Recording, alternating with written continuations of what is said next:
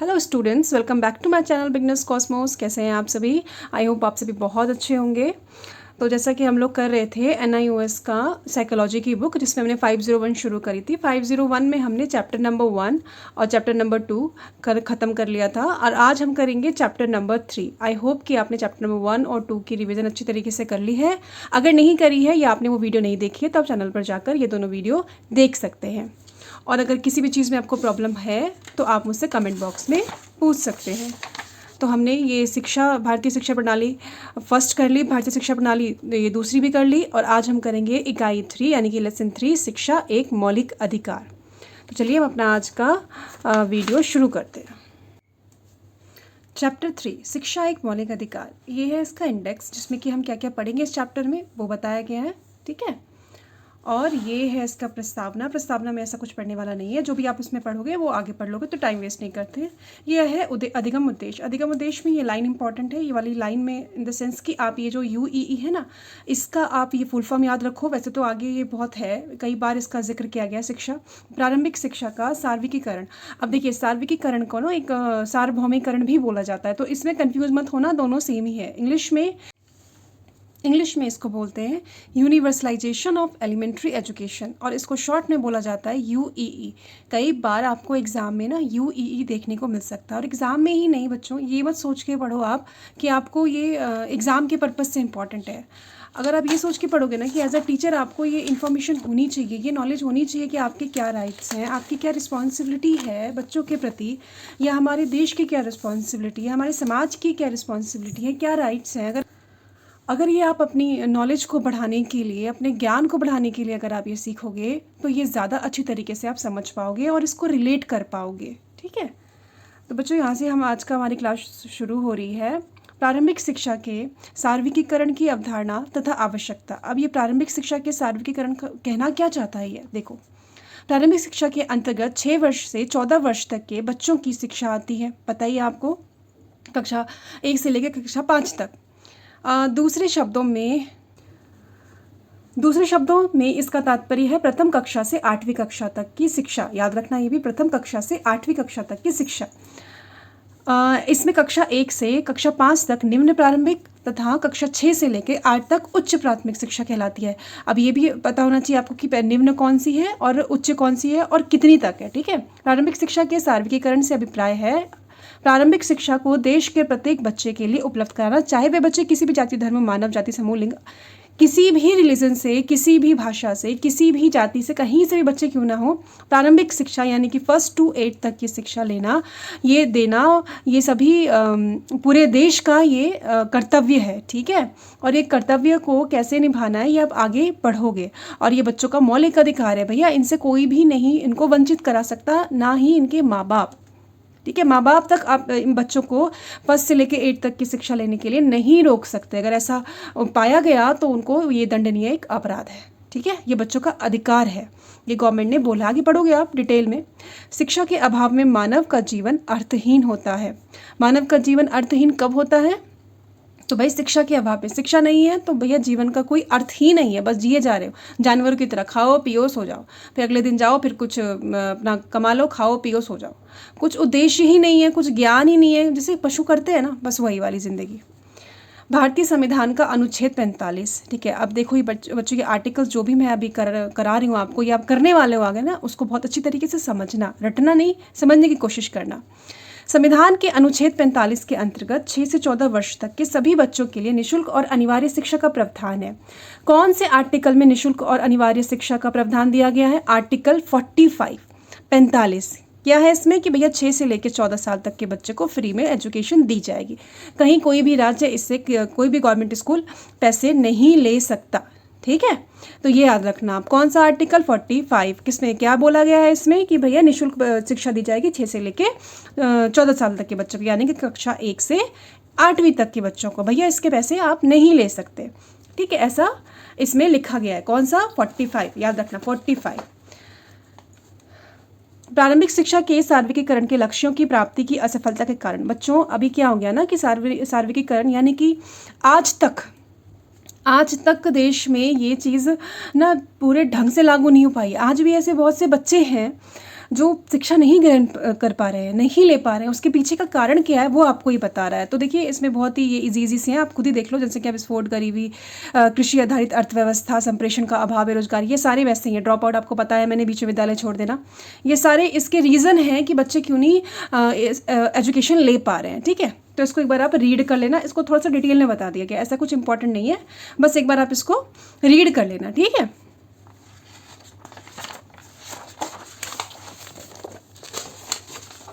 ये वही है, ये पिछले वाला ही है, इन्हीं को अभी यहाँ तक पूरा ये डिटेल में बताया गया है। तो ऐसा कुछ नहीं। हाँ, एक और मैं आपको बताती हूँ, ये वाला मुझे इंपॉर्टेंट बहुत लगा था, इसलिए मैंने इसको हाईलाइट किया है। बहुत से माता पिताओं की ये धारणा होती है क्योंकि वे बहुत सारे शिक्षित बच्चे को रोजगार नहीं मिल पाता तो अपने बच्चों को विद्यालय में भेजने का कोई औचित्य नहीं है। देखो बच्चों की ये आज के टाइम पे भी है, माता पिता की आज के टाइम पे मैं माता पिता तो नहीं बोलूँगी, बच्चे की खुद की धारणा है। जैसे क्योंकि बच्चे बड़े हो रहे हैं तो ऑब्वियस है उनके पास फ़ोन है, यूट्यूब है, तो उनको सब कुछ पता है।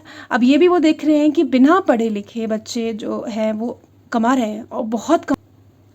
आजकल बच्चे अंतर ही नहीं कर पा रहे हैं कि आखिर एक पढ़े लिखे और जो शिक्षित हैं और जो शिक्षित नहीं है उनमें क्या अंतर करें। भैया देखो यूट्यूब पे देखो तो लोग गाली दे दे के भी लाखों कमा रहे हैं, करोड़ों कमा रहे हैं। ठीक है, तो बच्चों का ये होता है कि क्यों पढ़े फिर, जब देखो लास्ट में कमाना है, एक आजीविका कमानी है अच्छी खासी, तो अगर हम बिना पढ़े ये काम हो रहा है तो हम क्यों पढ़े।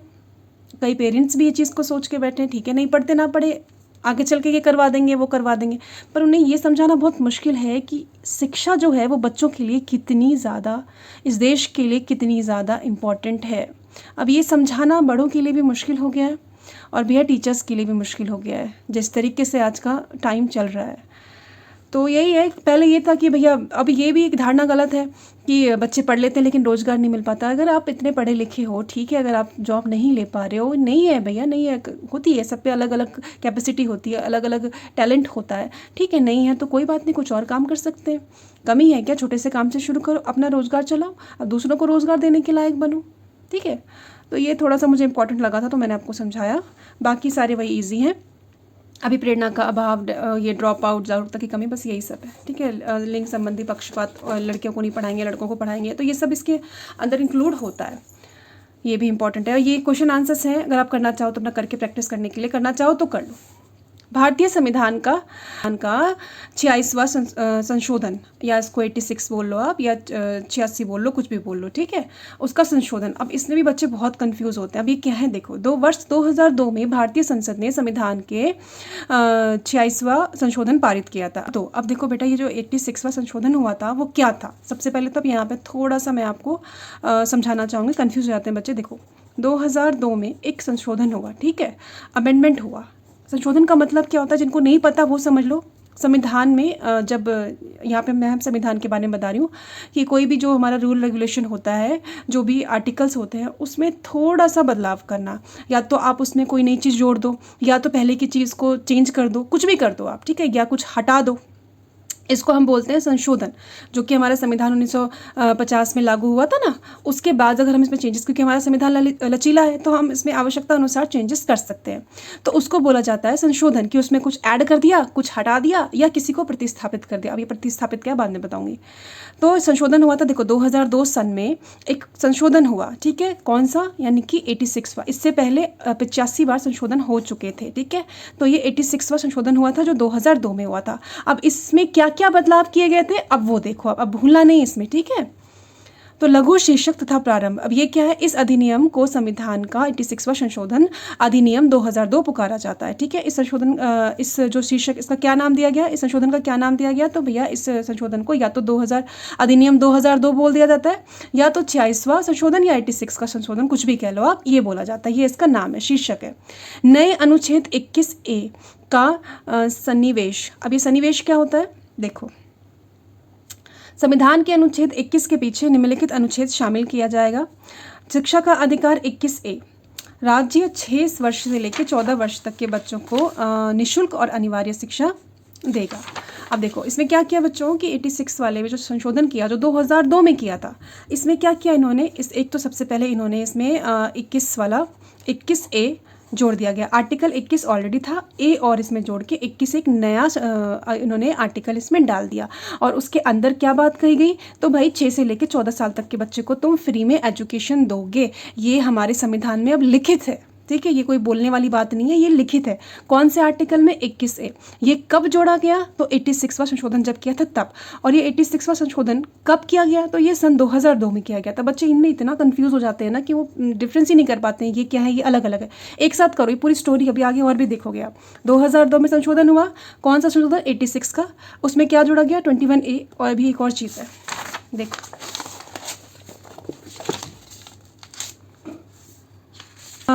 अनुच्छेद 45 का नए अनुच्छेद द्वारा प्रतिस्थापन। अब प्रतिस्थापन क्या होता है पहले तो ये समझ लो। प्रतिस्थापन का मतलब हो गया किसी भी पुराने चीज़ को हटाकर या उसको बदलकर उसकी जगह कोई नई चीज़ ले आना, उसको बोला जाता है प्रतिस्थापन। अभी क्या कह रहा है? 45 का नए अनुच्छेद द्वारा प्रतिस्थापन, यानी कि इसको चेंज किया गया। ये जो 45 अनुच्छेद है ये नया नहीं है, ये पुराना ही है, पर जो इसमें था उसको हटा के इसमें नई चीज़ डाल दी। इसमें क्या था ये बताती हूँ। संविधान के अनुच्छेद 45 को निम्नलिखित अनुच्छेद से प्रतिस्थापित कर दिया गया। क्या था वो? 6 वर्ष की आयु से नीचे के बच्चों के लिए पूर्व बाल्यावस्था, बाल्यकाल, देखभाल और शिक्षा का प्रावधान उसका उत्तरदायित्व राज्य का होगा जब तक कि 6 वर्ष के नहीं हो जाते। क्या कह रहा है ये कह रहा है कि 6 वर्ष की आयु से नीचे के बच्चे के लिए पूर्व बालकालिक देखभाल और शिक्षा, यानी कि वो जो आंगनवाड़ी सिस्टम देखा है आपने, वो इसी के अंतर्गत आ जाता है। ये भी गवर्नमेंट की तरफ से होता है। तो वो कहता है भैया उनको भी एजुकेट करो, जो इससे पहले के हैं। ये तो 6 से लेकर 14 तक तो अलग हो गया, 1 से 8वीं तक, लेकिन उससे पहले के बच्चे हैं ना, उसको भी एजुकेट करो। तो इसका और उसकी हेल्थ का भी देखभाल करो, उसकी शिक्षा का भी ध्यान रखो। तो आंगनवाड़ी के बच्चों को भी ना वो मध्याह्न भोजन प्रोवाइड कराया जाता है, उनको भी दिया जाता है, कच्चा पक्का दोनों। ठीक है, तो ये इसमें जोड़ दिया गया था। इससे पहले था क्या? इससे पहले था वही ये 6 से लेकर 14 साल के बच्चों को निःशुल्क शिक्षा दी जाएगा, पहले ये इसमें था। लेकिन इसमें से हटा के इसको चेंज करके इन्होंने इसी 2002 में ही एक नया आर्टिकल जोड़ दिया 21A। इसमें इसको डाल दिया गया 6 से 14 साल तक के बच्चे को, और इसको चेंज करके बोल दिया भैया 6 से कम वाले जो बच्चे हैं वो भी तो छोटे ही है, उसके लिए भी तो कुछ करो। तो उन्होंने फिर ये यही आपका आंगनवाड़ी सिस्टम इसमें आ गया उसके, और उसमें भोजन सब आ गया। और देखो इसका प्रावधान, इसका उत्तरदायित्व राज्य का होगा। और ये इसका उत्तर 6 वर्ष की आयु से नीचे वाले बच्चों का देखभाल का रिस्पॉन्सिबिलिटी किसकी होगी? तो ये होगी राज्य की। और ये किस आर्टिकल में बात कही गई है? तो बच्चों ये 45 में बात कही गई है, भूलना नहीं।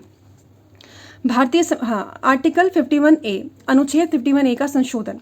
भारतीय संविधान के अनुच्छेद 51 में जो धारा J के पश्चात निम्नलिखित धारा जोड़ दी गई। अब इसमें क्या कह रहा है कि आर्टिकल 51 में भी संशोधन हुआ था, चेंजेस हुए थे। क्या किया? 51A में धारा J के बाद और भी धाराएं इसके अंदर डाल दी गई। ठीक है, नई चीज़ें इसमें ऐड कर दी गई। उसके बाद निःशुल्क तथा अनिवार्य शिक्षा का अधिकार, ये भी याद रख लेना।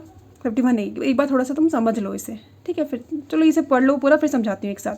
निःशुल्क और अनिवार्य शिक्षा का अधिकार अधिनियम, जिसे भारतीय संसद ने 2009 में पारित किया, की अधिसूचना भी जारी कर दी गई। अधिसूचना जारी कर दी गई ताकि 86वें संशोधन को लागू किया जाए। वर्ष 2002 में 86वें संशोधन अधिनियम के द्वारा अनुच्छेद 21A को जोड़ा गया। ठीक है, और इसके द्वारा प्राथमिक शिक्षा का अधिकार स्वतंत्रता के अधिकार का भाग बन गया। ये भी बहुत इंपॉर्टेंट है बेटा, इसमें से बहुत से क्वेश्चंस आए हैं कि प्राथमिक शिक्षा का अधिकार, जो मौलिक अधिकार के 4 नाम दे दिए गए थे, जीएसबी का क्वेश्चन है, उसमें से बोला था कि ये किस अधिकार के अंतर्गत आता है।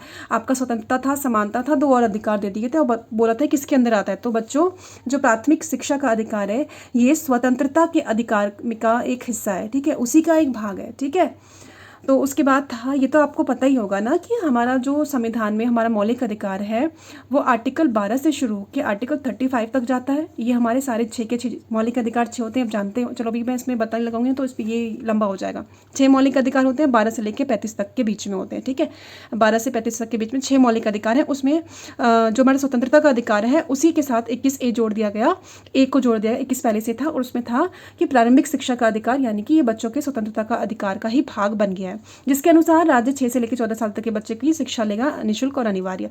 अनुच्छेद 21 का संबंध जीवन की सुरक्षा तथा व्यक्तित्व स्वतंत्रता से है, और अनुच्छेद 21 के बाद अनुच्छेद 21 को जोड़ दिया गया। अनुच्छेद 21A में 14 से लेकर वही सारे बच्चों को शिक्षा का अधिकार एक मौलिक, और दूसरा ये भी याद रखना बच्चों कि मौलिक अधिकार की श्रेणी में इसको शामिल किया गया। आज बच्चों को 6 से लेकर 14 साल के बच्चों को जो शिक्षा का अधिकार है वो उनका मौलिक अधिकार है। ठीक है, उनसे कोई भी नहीं छीन सकता, नॉट इवन उनके पेरेंट्स। ठीक है, लेना ही लेना है। ऐसा करता पाया गया तो एक दंडनीय अपराध होगा। अनुच्छेद 51A में नागरिकों के लिए 10 मूल कर्तव्य को सम्मिलित किया गया था। इस संशोधन के माध्यम से 11वां मूल कर्तव्य जोड़ दिया गया। कौन सा मूल कर्तव्य जोड़ा गया? इसमें से भी क्वेश्चन आया हुआ है। तो बच्चों 11वां मूल कर्तव्य जोड़ा गया था। आर्टिकल कौन सा था?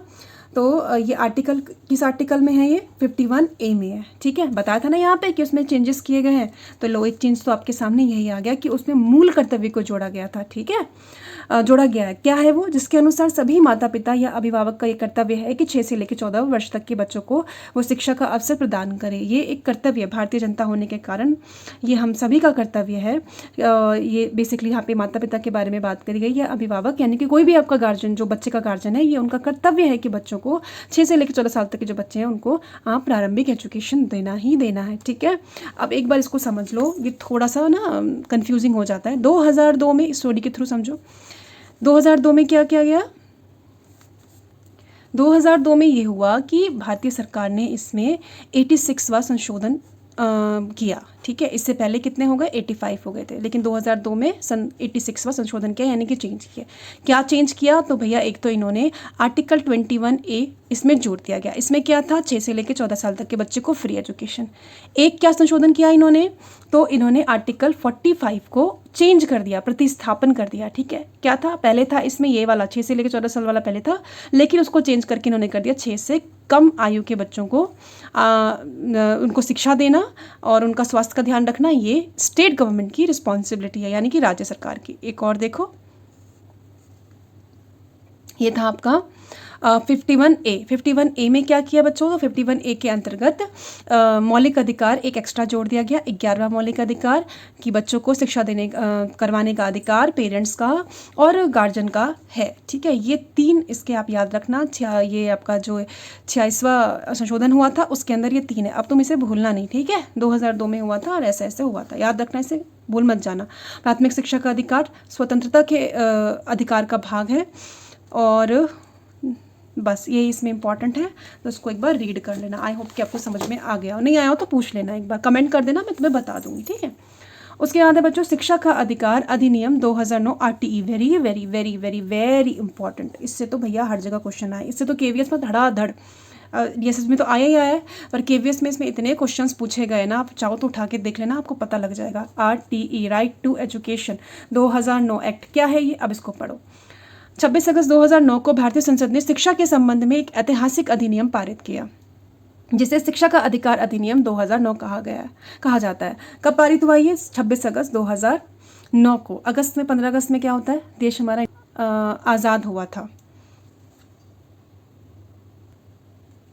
हाँ, अगस्त वाले महीने में क्या हुआ था? तो भैया हमारा 15 अगस्त को देश आज़ाद हुआ था। उसी महीने में 26 तारीख को 2009 में ये पारित किया गया था। ठीक है, उसके बाद क्या बोल रहा है ये? संभवतः आपको यह जानकर आश्चर्य होगा कि कोल्हापुर कहाँ है? महाराष्ट्र में छत्रपति शाहूजी महाराज ने सन 1902 में 6 वर्ष से 14 वर्ष के बच्चों की आयु के सभी बच्चों के लिए निःशुल्क और अनिवार्य शिक्षा संबंधी अधिनियम पहले ही तैयार कर दिया था तथा लागू भी कर दिया गया था। बच्चों, ये छत्रपति शाहूजी महाराज के बारे में आपने ना उसमें हिस्ट्री में पढ़ा होगा। मैं आपको बताऊंगी नहीं तो, और ये वीडियो बहुत लंबी हो जाएगी। उन्होंने क्या किया था? ये महाराष्ट्र में रहते थे, ऑब्वियस है, ये तो पता ही होगा आपको। ये छत्रपति वाला मूवी भी देखी होगी तो भी आप उसे रिलेट कर सकते हो। 1902 में ही उन्होंने ये जो 6 से लेकर 14, यानी कि उन्होंने प्रारंभिक जो एजुकेशन थी, जो बेस है बच्चों का एजुकेशन का, वो उन्होंने पहले ही लागू कर दिया था। उसके बाद क्या हुआ? 1918 में वल्लभ भाई पटेल ने सार्वत्रिकीकरण शिक्षा को एक अधिनियम पारित करवाकर मुंबई के सभी नगर परिषद में निःशुल्क व अनिवार्य शिक्षा प्रदान किया। वल्लभ भाई पटेल ने कब किया था ये? 1918 में। बच्चे कहाँ किया था ये? तो ये उन्होंने किया था बम्बई में, ये भी याद रखना। ठीक है, इंपॉर्टेंट है। महात्मा गांधी के शिक्षा की बुनियादी प्रणाली ने भी, जिसे वार्धा योजना के नाम से जाना जाता है, बच्चों के लिए निःशुल्क और अनिवार्य शिक्षा का समर्थन किया था। देखो, इसके ये निःशुल्क और अनिवार्य शिक्षा जो है किसने बोला? तो भैया सबसे पहले छत्रपति शाहूजी महाराज, उसके बाद हो गया आपका ये सरदार वल्लभ भाई पटेल, उसके बाद आपका ये क्या नाम है, पहले बोलते उन्होंने पहले ही दिया था महात्मा गांधी ने। आपको पता है ना, वार्धा सम्मेलन मैंने आपको कराया था फर्स्ट चैप्टर में। ये आपका ये 1937 में हुआ था सम्मेलन, याद है ना? वहाँ बेसिक एजुकेशन की बात करी गई थी, तो वहाँ गांधी जी ने ये बात पहले ही रखा था कि भैया फ्री में प्रारंभिक शिक्षा देना ये देश का कर्तव्य होना चाहिए।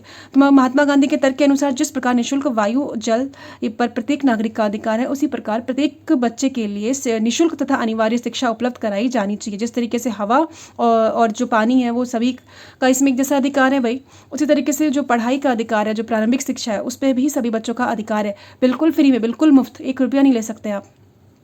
ठीक है, उपलब्ध कराई जानी चाहिए और बच्चे के कल्याण का ध्यान रखना समाज और सरकार दोनों का कर्तव्य है। उसके बाद क्या कह रहा है, भारत ने सन 1974 में बच्चों पर एक राष्ट्रीय नीति अपनाई। 1974 में 1974 में एक राष्ट्रीय नीति अपनाई। ठीक है, यूनिसेफ रिपोर्ट 2005 जिसका शीर्षक था आशंकित बचपन चाइल्डहुड अंडर थ्रेट के अनुसार 5 वर्ष से 14 वर्ष के मध्य 7.2 करोड़ बच्चे बुनियादी शिक्षा की पहुंच से बाहर थे। आप सबसे पहले तो यूनिसेफ का ना फुल फॉर्म देख लो। यूनिसेफ का फुल फॉर्म क्या होता है? United Nation children's fund. ठीक है, संयुक्त राष्ट्र बाल कोष। ये इसका काम क्या होता है बच्चे? ये ना संयुक्त राष्ट्र, आपको पता होगा संयुक्त राष्ट्र संघ क्या है, उन्होंने बहुत सारे उसके ब्रांचेस हैं जिसमें से एक ब्रांच आपका यूनिसेफ है। इसका काम ये है कि बच्चों से रिलेटेड अगर कोई आपको पैसों की कमी आ रही है, एजुकेशन से, खान पीन से, किसी भी चीज़ से, तो ये जो कंट्री इसमें शामिल है ये उसको लोन प्रोवाइड कराती है, पैसा प्रोवाइड कराती है। ठीक है, बाद में आपको इसको चुकाना पड़ता है। ये अंतर्राष्ट्रीय स्तर पर काम करती है यूनिसेफ का फुल फॉर्म याद कर लेना। ये आगे डिटेल में बहुत सारी चीज़ें आने वाली है इससे। मैं आपको डिटेल में इसलिए बता देती हूँ क्योंकि आगे चल के फिर आपका जब बेस का मजबूत रहेगा तो आगे आपको ना ये एक बर्डन टाइप नहीं लगेगा, आपको समझ में आएगा तो आप इजीली आप इसको आगे करोगे। ठीक है, 7.2 बच्चे, इसमें करोड़ बच्चे जो थे वो बुनियादी शिक्षा, ये प्राथमिक शिक्षा के नीचे थे। ये सिर्फ हमारे देश की बात नहीं कही जा रही है, ये पूरी दुनिया की बात कही जा रही है जो इसमें शामिल थे। भारत सरकार ने बच्चों के अधिकारों की सुरक्षा के लिए राष्ट्रीय आयोग का गठन किया था। अब आप शिक्षा का अधिकार अधिनियम 2009 के निम्नलिखित प्रावधानों का सविस्तार अध्ययन करेंगे। निम्नलिखित प्रावधानों का सविस्तार अध्ययन कौन सा है भाई? बच्चों के अधिकार, अध्यापक की भूमिका तथा उसके कर्तव्य। बच्चों के क्या क्या अधिकार हैं ये हमें पता होने चाहिए। अध्यापक यानी कि टीचर्स जो आप बनने वाले हो, ऑलरेडी हो भी, आपकी क्या कर्तव्य है, आपकी क्या भूमिका है, क्या रोल है। विद्यालय अभिशासन तथा प्रबंधन, इसमें आप SMC के बारे में पढ़ने वाले हो। पाठ्यचर्या तथा मूल्यांकन आदेशक, पाठ्यचर्या कैसा होगा, मूल्यांकन कैसा होगा। लो, पेन खत्म हो गया, रुको जरा, लो रेड पेन मिल गया, चलो लगना चाहिए ना टीचर है। तो बच्चों आज के लिए अभी मैं आपको इतना ही करा रही हूँ, इससे आगे आपको मैं नेक्स्ट वीडियो में कराऊंगी क्योंकि अगर मैं आपको जब पूरा कराती हूँ तो वीडियो तो बहुत लंबी हो जाती है, 1 घंटा क्रॉस हो जाता है या 1 घंटा तो हो ही जाता है, तो इससे शायद आपको भी इसमें लथार्जनेस फील हो जाता है। तो अगर आपको एक ही दिन में चाहिए होगा, वैसे तो मैं कोशिश करती यही रही थी कि आपको एक दिन में पूरा प्रोवाइड करा दूँ, पर शायद आपको वो चीज़, अगर आपको एक ही दिन में वीडियो पूरी चाहिए होगी, आपको पूरा ये लेसन एक ही दिन में चाहिए होगा तो आप मुझे कमेंट में बताना, मैं आपको फिर 1 घंटे में प्रोवाइड करवा दूँगी। अगर आपको ये पूरा जो चैप्टर है वो अगर आपको एक ही क्लास में चाहिए तो आप मुझे कमेंट ज़रूर करना, मैं आपको पूरा ये चैप्टर एक दिन में करवा दूंगी। लेकिन फिर बच्चों उसमें टाइम लगेगा, वो आपका जो वीडियो बनाने का टाइम है, वीडियो का टाइम हो जाएगा वो 1 घंटा तक तो जा सकता है आराम से, क्योंकि चैप्टर्स लंबे हैं इसके। ठीक है, तो जैसा भी आपको ठीक लगे आप मुझे कमेंट करना। आई होप कि आपको यहाँ तक समझ में आ गया हो। अगर समझ में आ गया then please like share subscribe my channel, और कोई भी प्रॉब्लम हो आप मुझे कमेंट कर सकते हो, मैं आपके कमेंट देखकर आपको रिप्लाई ज़रूर करूँगी। Thank you very much for watching and best of luck for your study. पढ़ते रहिए, बाय।